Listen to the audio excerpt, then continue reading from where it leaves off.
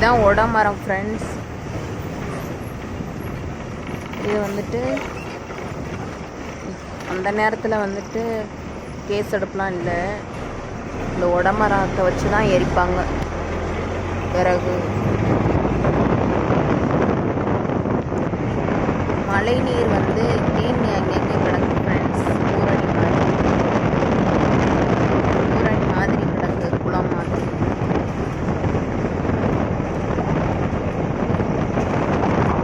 அதான் பனைமரம் ஃப்ரெண்ட்ஸ். பனங்கிழங்கு சாப்பிட்டீங்களா? அதான் பனைமரம்.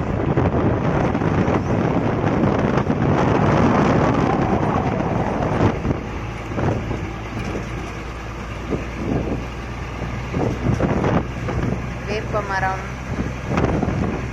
இதுதான் உடை மரம். இதில் விறகு வெட்டி காய வச்சு இதில் சமைப்பாங்க, நல்லாயிருக்கும்.